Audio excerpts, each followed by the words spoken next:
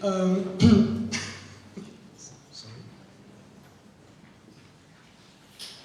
Yeah, I'm not a specialist in Russia, I'm really sorry.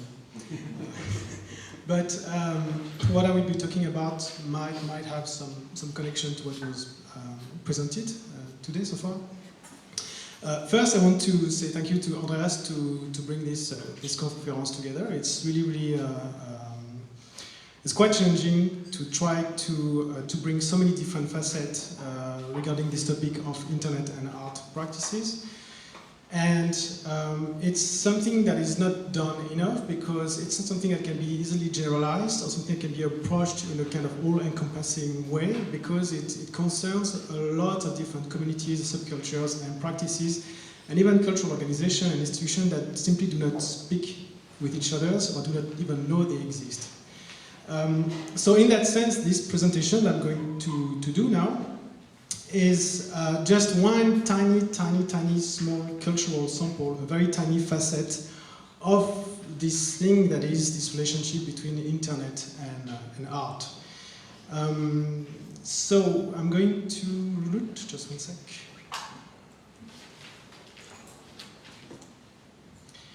Yeah, I'm going to start with a disclaimer. So this disclaimer is that there are going to be a product placement at the very end of this lecture, actually quite a few, simply because what I want to talk about is related to just personal reflection on this topic, but also is linked to, as Andreas was mentioning, to my job at the Institut in Rotterdam, so in art education.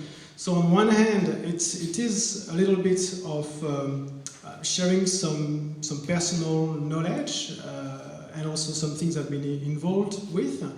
But at the same time, it's also, this presentation is about witnessing changes in what a younger generation of artists have been making in the past years that feed into this debate and this transformation between the relationship between art and internet. Also, I think it's really important, again, because we're talking about different communities, different type of subcultures and everything. It's very important to be very precise about what we mean with specific words that we use. So here, so that's the talk, the name of the talk, publishing in the post-era, revitalization of activism in networked art practices, and with network art practices, I really mean aesthetic use of networks in the context of digital culture resistance. I will come back to this term very shortly. And network, by network, I mean the network as in the mixed network of computers and humans. And by activism, I kind of want to relate to, kind of recent call made by political theorist Chantal Mouffe in regard to the need for art to get more politically engaged into radical politics in relationship to the neoliberal ideology. So she uses the term artivism, which I don't like very much, so I think it's a bit gimmicky. But I think just using simple words like art and activism and politics is enough. So that's what I mean with activism. So this notion of digital culture resistance, where does it come from? It comes from a collective, a group, a performance, a tactical media and live performance collective called Critical Art Ensemble, CAE. And they're sort of it was coined by this collective to sort of define their practice, a practice against authoritarian culture, a sort of counter-hegemony process, and generally was something we could put into the category of critique of capitalism. And this is really, that was from I think they've been very mostly active in the mid-90s. And this concept, I find it super interesting for two reasons. First, because it existed at a time of transition between analog form of tactical media practices and interventions and purely digital forms of activism that have been often put under the umbrella of hacktivism, making some sort of bridge with hacker culture. And this really comes at a time where there was still a sort of balance between these two worlds. And second, it's also a super interesting concept because it was very much visionary of what would be, let's say, the practice of the following generation of artists that peaked in the mid 2000s. It was basically a way of life on the net that came from a younger generation of artists and hackers who did not grow up with the internet, but grew up with the early on computers, network computers, and networks of sharing. That's by the way, this is just a photo from a performance from a collective called R23 that was in early 2000. I think it was, it was in Bergen. And so we're using basically the network to communicate with each other, to create structure, and so on and so forth. This notion of the overlap between art practice, hacking, piracy, underground subculture, basically it formed the impulse of this digital culture resistance. But unlike the one from CAE, it was a fully digital one. So there was really a full some sort of embracing of the network. And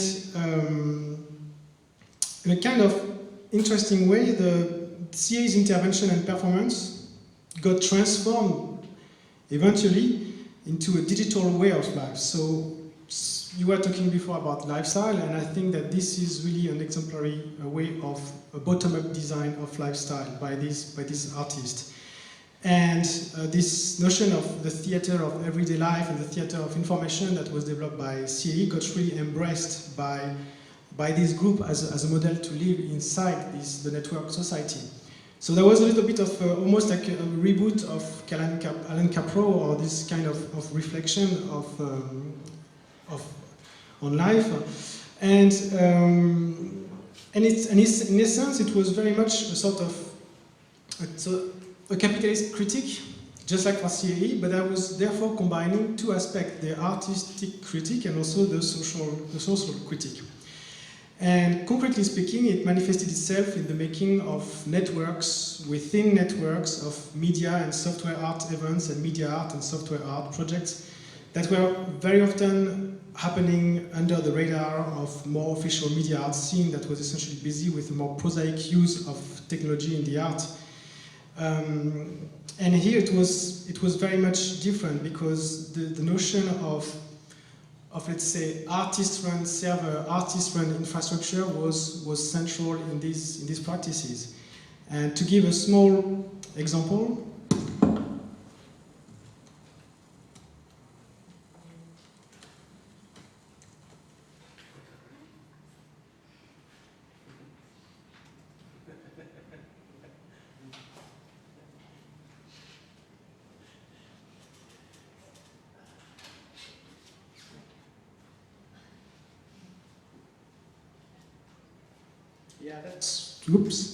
that's a slide presentation that I did in 2007 in Cambridge to talk about this structure. And I want to show it very quickly because I think it really shows quite well what I mean with this infrastructure, to be really very concrete. What was going on with this group and this collective is that we, as artists, we were owning machines, we were owning pieces of what we'd say like brick and mortars of the internet. And with that, we would be running our own web, mail, code repositories, video streaming services, chat services, all ourselves. And our network was spread across different countries. Then around that, we would be able to build, the community of users, but also artists that were using our services, and basically our audience. And basically, building on top of that, we were able to develop software and projects, run art festival, organize workshops, and so on and so forth. So that was a way for us to interact with the public sphere. So it was similarly, again, to sort of, let's say, the same approach in a way of artist run spaces and gallery in this sense, but that was happening entirely virtually. And on top of that, you will be able to make extra connections with other groups and other projects who were operating along the same lines. And so that was us, but for instance, Beck in Norway was doing exactly the same at the time, but with other projects and so on and so forth. And it was actually quite busy. There was really a lot of groups involved in Europe doing similar things. With this, following the same sort of recipes. So, but then it gets a bit more complicated because, of course, it was not monolithic. We're talking about networks. So a lot of things, a lot of people, a lot of projects, a lot of groups were circulating between these different infrastructure. And it was basically more looking like this in practice. But it was happening also at a time where other things started to pop up on the internet, which was a little bit of this sort of what I was calling at the time this black box. So not really so much in the sense of a Latour would call a black box, but more in the term that they are encapsulating and capturing audience and prevent them to let you go. So a lot of these black boxes can be found in the name of these big corporations like Yahoo, MSN, Google, YouTube, MySpace. MySpace was still big.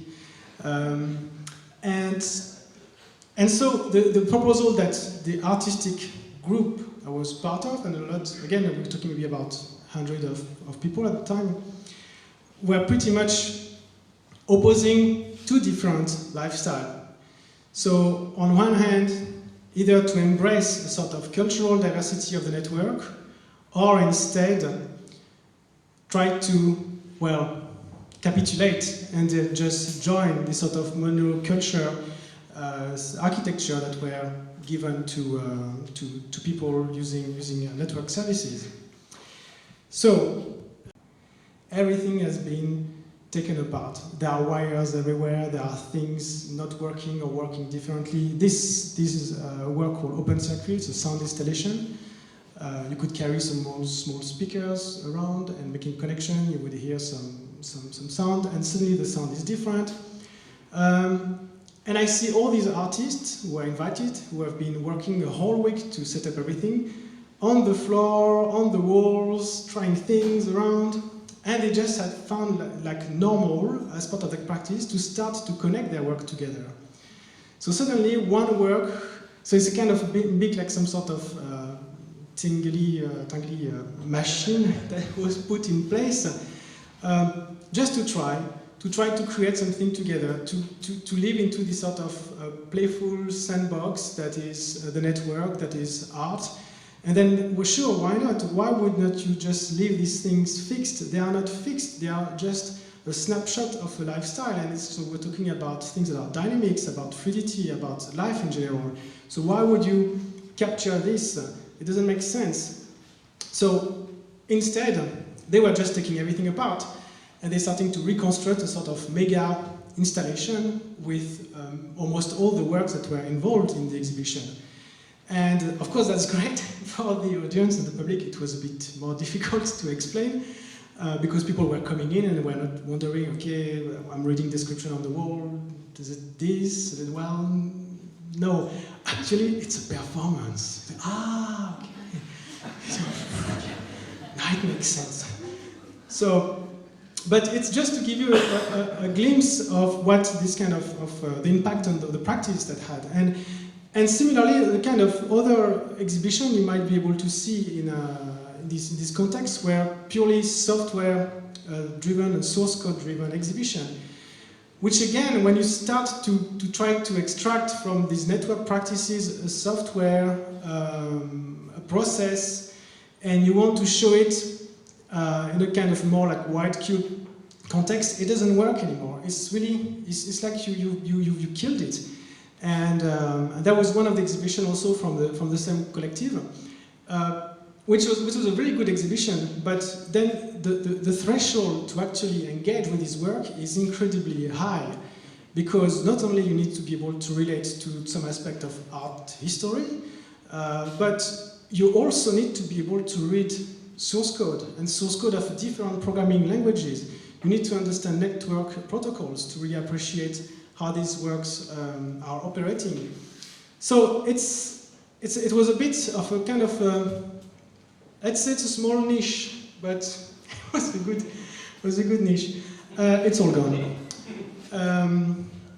It's all gone. So a lot of these communities today have disappeared. They have disappeared for several reasons.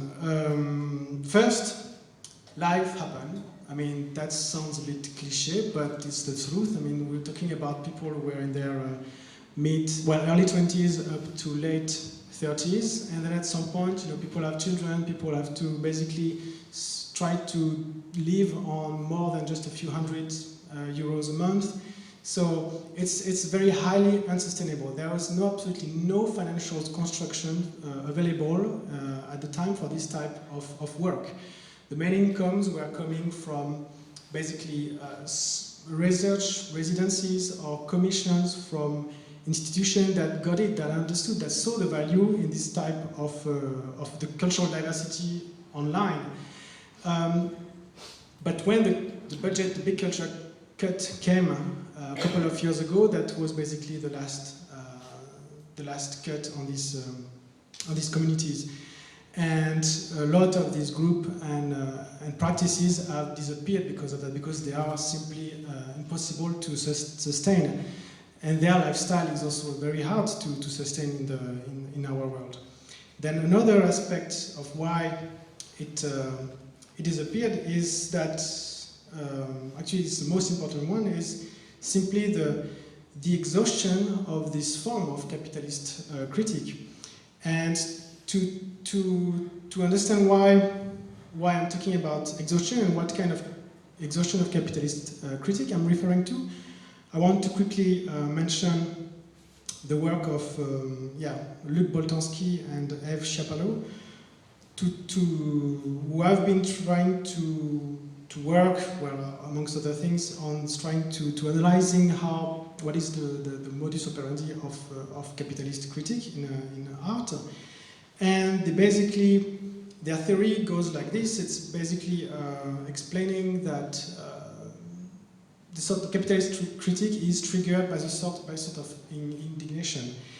And there can be four sorts of indignation: capitalism as a source of disenchantment and inauthenticity, capitalism as a source of oppression, capitalism as a source of poverty and inequality, capitalism as a source of opportunism and egoism.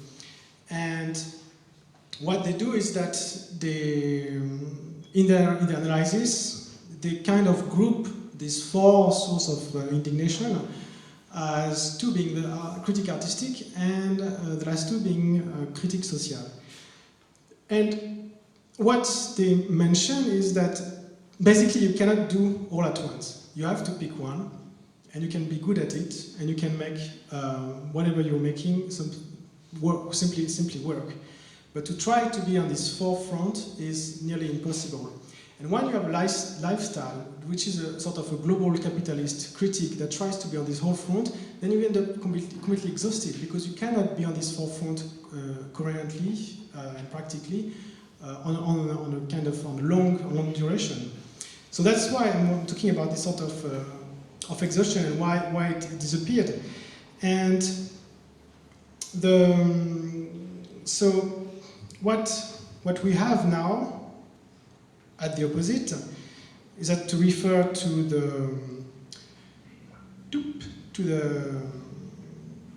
the slides I was showing before, there is not much choice left anymore. I mean, there is not a choice between having to re-implement networks within networks. There isn't many possibilities, like financial possibilities, but also technological possibilities. To do that yourself is getting increasingly complex and difficult. So you just have to join this sort of monoculture that are already pre-digested for you, this sort of template lifestyle that you can just maybe customize a little bit of this and customize a bit of that to feel that you are individual. And so to connect back to one of the questions of the text of this conference as a result, so does art surrender to the terms of capitalism, or can it challenge the commercial character of the web when it enters social media platforms like Facebook or Instagram? Well, yeah, well, I'm sorry. It kind of, yeah, there is not much hope left. It's kind of too late. It's pretty much fucked. And to explain why I think that there is a complete surrender happening, I just want to quickly read something that I wrote a few years ago that was just a little, where is it?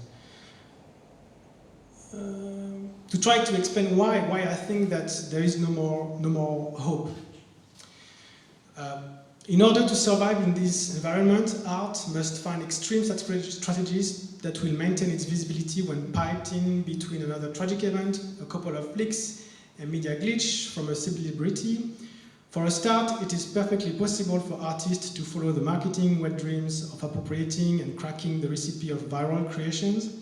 And in this situation, the work aims at reaching the status of meme in order to maximize its visibility within social networks.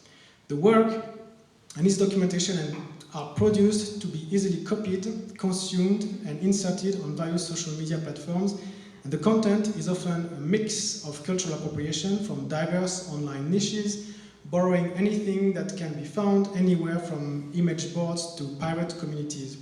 And projects from FatLab, which is an artist collective, used this strategy to create micro-intervention and small works, adopting a release early, release often mode of production, testing ideas and literally brute forcing their project on the net. So you really have some sort of survival of the fittest happening in this sort of monoculture system. And so it's not a big surprise that you see animated GIF in art galleries now. It's because of this sort of massive exposure, this shared monoculture, and the fact that this type of information is more likely to spread around, then of course this is going to have an impact on cultural production and what we are consuming at every level. And then sometimes, however, the production and dissemination of epitextual documentation in reference to the subcomponent of the paratext idea from Gérard Genet becomes more important than the work itself.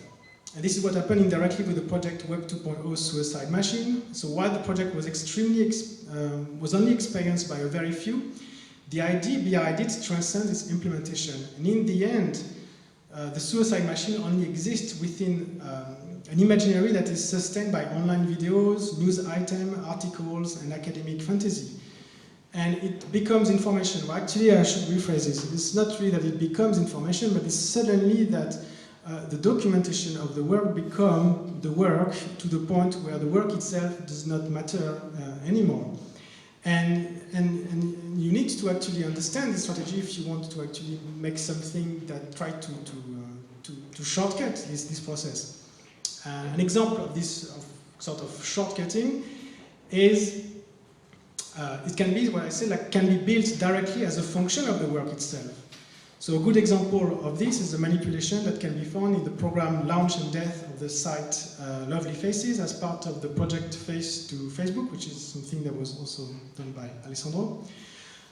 So unless you try to integrate this aspect, this understanding of how media circulate on the network, you're basically just a clever copy machine, nothing else.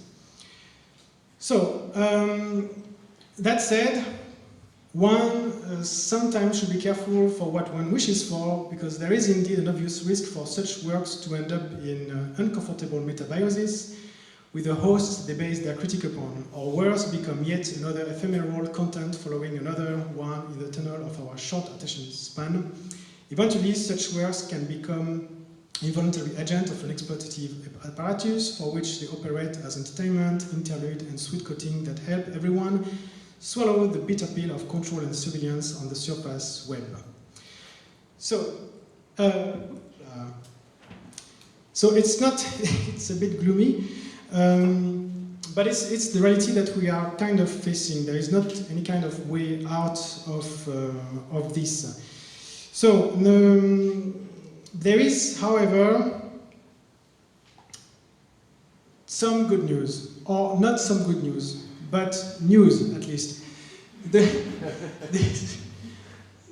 That I want to talk about is this sort of appropriation of net culture in the visual contemporary art culture.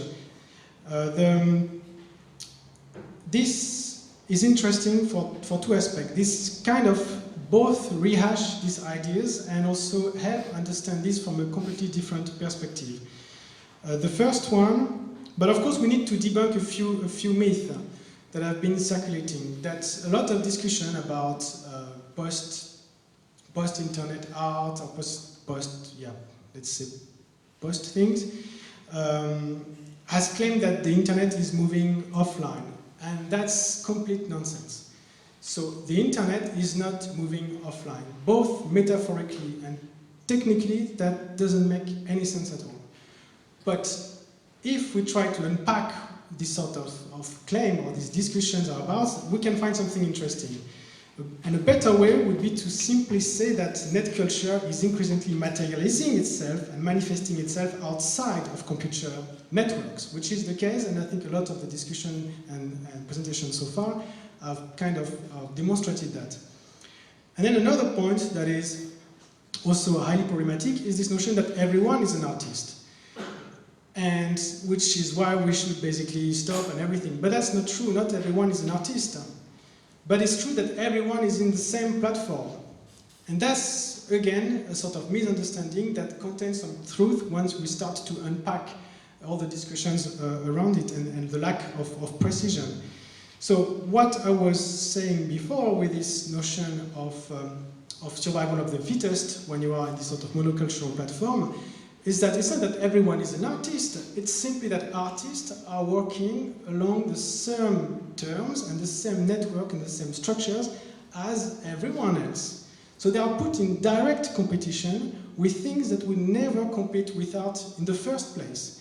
And that becomes highly problematic because and also unfair, because as an artist, you are indeed, there is no difference between the documentation of your work circulating, or your work circulating, and a chunk of news, an image, an animated GIF, a joke, or a tragic event. But it also means that the corporate forces that are also occupying the same space are also competing with you. And so here I'm really not talking about some sort of situationist critique of the spectacle or recuperation of an avant-garde. I'm just talking about something that has fundamentally changed with this shift, and that basically is breaking apart all the sort of more critique of the cultural industry that has been done in the past century. To give you a small example of what happens when artists are put in the same sort of level of competition. A classical work of media art would, like the recipe, would be like this. You just pick something that happens in the news that is a bit problematic, and you're going to try to develop some sort of dystopian view of what the future could be linked to this product or service. That's what a lot of more critical media artwork are using as a kind of technique. Today you cannot do that anymore. You cannot do that anymore because the reality is so insane that art production cannot keep up with this speed. It doesn't have the means to criticize it, it doesn't have the resources, it doesn't have even the time to do it. Because an artist is going to make a critical point with a very clever work today, and tomorrow there is something going out, very serious, that is even more horrific than what the artistic had envisioned in the first place. And that's really problematic, because now you have this sort of acceleration of time in terms of reaching this sort of ongoing dystopian nightmare. Then there are other aspects to that. This is a bunch of different cover albums from an experimental hip-hop group called Death Grips. And what they did is that when they released one of their albums, they started a sort of online game by putting clues online with using clever ways of encryption, using Tor networks, different darknets, and it worked amazingly well. It was so clever, it was so well done. I haven't seen any media artist or artist being able to reach this level yet. And that was 4 years ago. That was 4 years ago, even before Tor and discussion about encryption were mainstream. But this is possible because this is a band that is signed on a major group, on a major label. So of course they have the means, they have the resources to just come up with something that is going to break through and create a spike in the sort of the rhythm of this monoculture. Similarly, if you look at something like Mr. Robot, I don't know if anyone knows Mr. Robot. Yeah, maybe, okay. A few. So it's just yet another, yeah, things that you have to watch at once,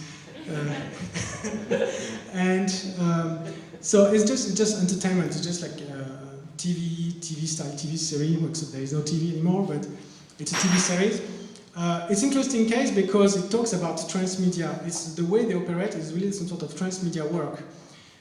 That is to say that they are using different media to construct a whole universe around their fiction. And that's a super good example, and also a depressing one, because again, if you look like 15 years ago, when companies blockbuster making or TV series maker wanted to do something with transmedia, it was absolutely depressing.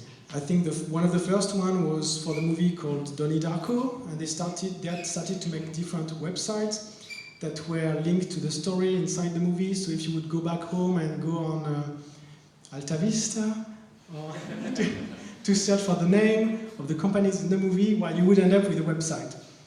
Except that at the time, not anyone following NetArt was not very impressed by this because, yeah, it's just a frigging website. There was not many links attached to it. And there had been already like 5 to 6 years of NetArt experiment that had already pushed the boundaries of the medium. So it felt like, okay, well, the industry is still light years away from what artists are able to do.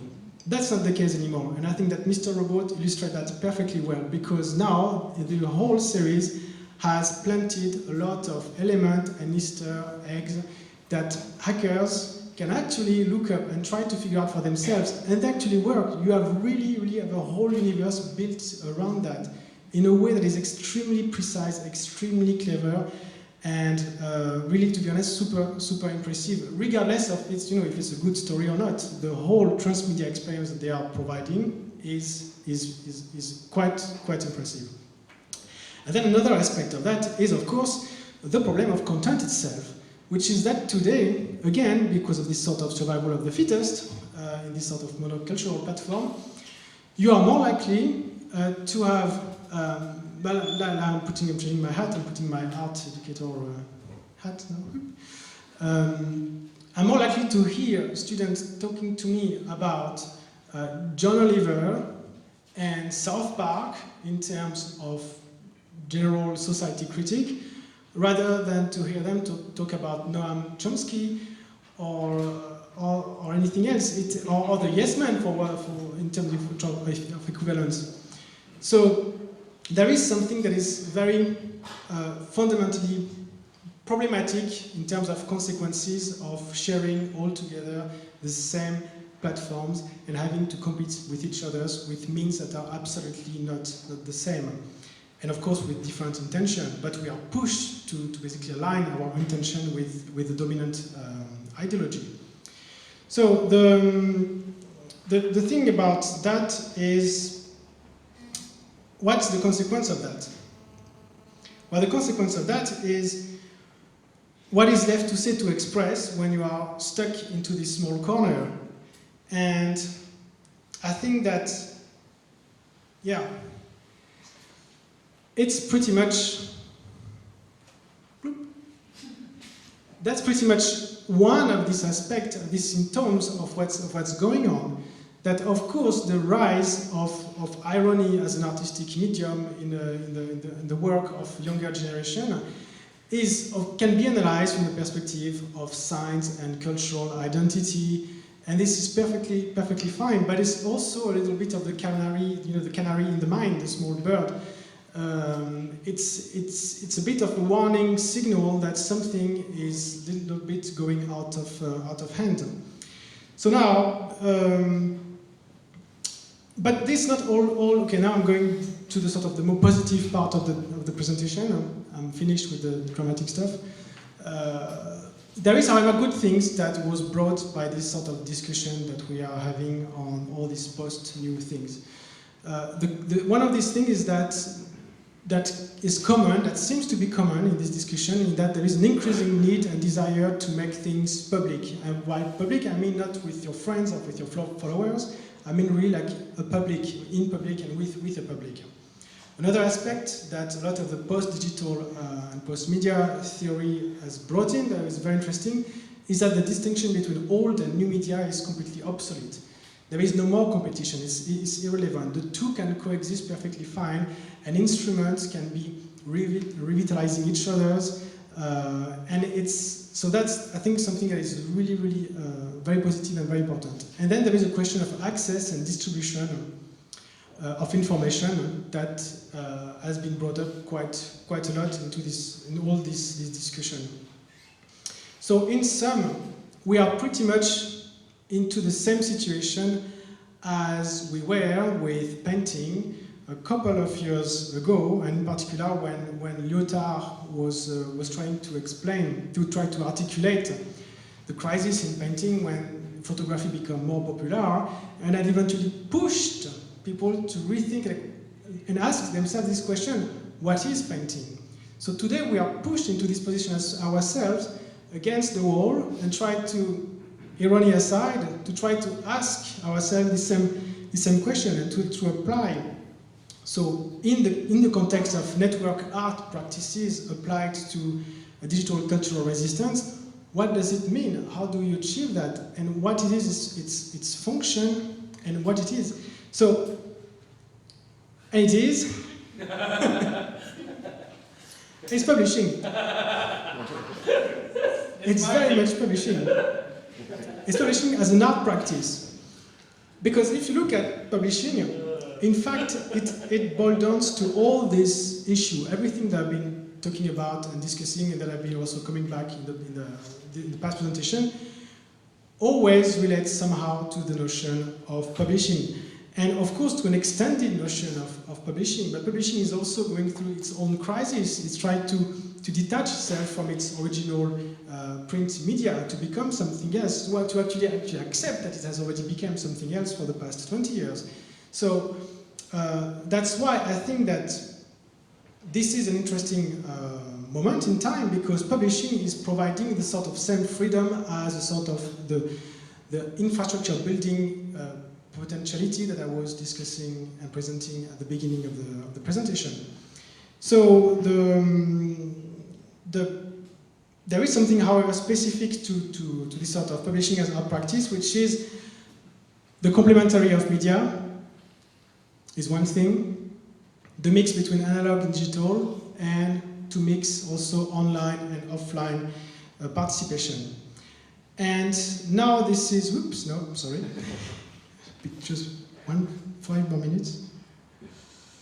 And I think this is where I'm going to go into the sort of the product placement part of the presentation very quickly to show that all the stuff that I've been discussing now, it's something that I witnessed at the Piece of Art Institute in the past years. Like more and more of younger generation of artists have been really responding or resonating with this sort of expanded notion of publishing as a practice. And so here, for instance, these are all graduation work from the Piece of Art Institute. So this is Jonas Lund, who scraped a lot of online public information about the art world to try to show this sort of very interesting top 100 of the highest ranked curators in the world. You also have something called peer-to-peer design strategy, which is a work from Emanuele Bonetti, Italian designer, who tried to put in place alternative way for designers to work together that try to implement different editorial mode. This is something from Yushen Tang, who has been working a lot of Thingiverse and open design, trying to explore this publishing platform that is this sort of repository of 3D objects, and specifically interested into the one that broke the terms of services. And well, this is a work from Dave Young called the Reposition Matrix, which is a very nice work where it's a series of workshops where people try to make sense of all the information available online about drones. So try to digest and filter and recreate and re-understand this information. You have Open Borders by Petra Miliki, which is using, in fact, a sort of analysis of YouTube seen from the perspective of monument. So trying to really apply the sort of theory about monument and public monument to YouTube channels. Pretty Fly for Wi-Fi from Rulas Kamambing, who was also a very nice project that relates to all sorts of objects that you can use to connect online. And each object, in fact, is linked to a specific community, a specific history, so it's a mix of media archaeology, but at the same time, a really useful and functional guide to create a Wi-Fi antenna. I'm going to skip a little bit, because I think I'm out of time. Last week there is Monoscope. You probably knows Monoscope already. But so what we started to do at the Art Institute is to basically try to put money where our mouth is, and then to try to embrace this new approach, and to say, okay, well, if it's really a change that's happening, if it's really something of a sort of positive response to these changes in the internet landscape, then we should just embrace it and go with it. So we started this new master program this year that is running for the first time, called Experimental Publishing, which try to really embrace all the things I've been discussing in this presentation. And I have no idea where this is going, to be honest. But it feels quite exciting, because it really is the beginning of a new cycle. Everything seems to be possible again. And it feels good. It feels good because it's something where artists are able to negotiate things on their own terms again, which is not the case when you are evolving into some sort of monocultural platform where you have to agree on other people's terms. Thank you.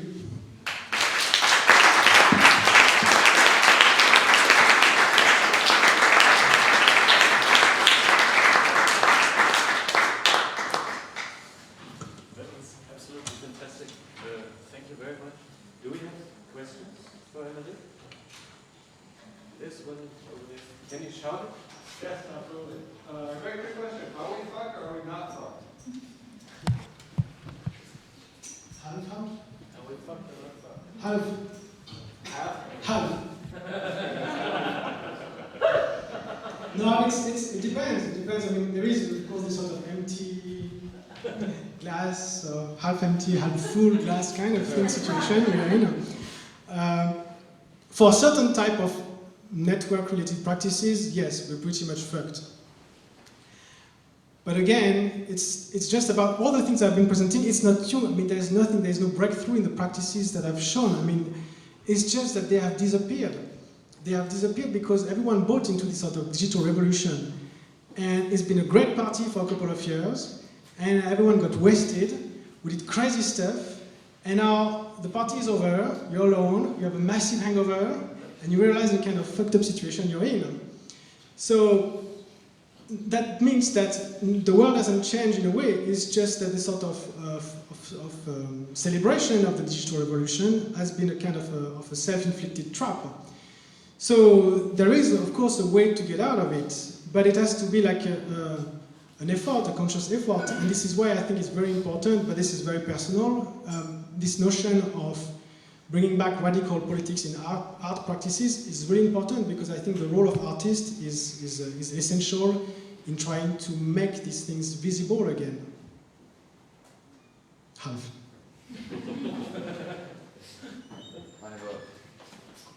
I have a complementary question to it. Are we fucked enough?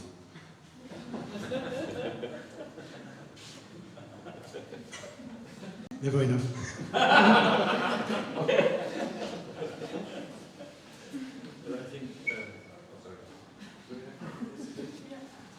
I'm Aymeric from the design school, and I just want to ask you, what do you mean with publishing as an art form?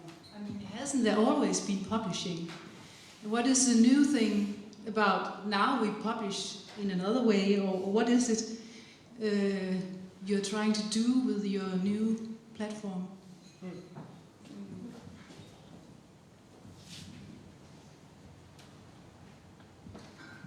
This could take an hour. As I said, it's nothing new. It's about rediscovering practices and some sort of autonomy in self-publishing that have been really forgotten and that has been really obfuscated by a sort of a position where you were talking before about this sort of user-friendly interfaces, in this sort of world where artists publish without thinking, publish information, everyone is publishing information using tools and infrastructures made by others, without thinking twice about basically what's going on behind these interfaces. So by publishing as an artistic practice, I mean not a new practice, but more a sort of attempt to reclaim the whole environment in terms of infrastructure. Like, you are able to choose your own media, you are able to design your own media, you are the one deciding who is your audience, how you want to address your audience. And this, you should not fall into the trap of division of labor, but instead be able to see the overall picture, to consider that publishing as an artistic medium in itself. And it's true, you're right, it's not new, but I think it has really disappeared. So what we try to do is to put it back on the map, but not in a nostalgic or romantic way, but put it back in the map by also acknowledging the value in the sort of new digital technology that is available, and by also seeing the value in combining analog and digital strategy.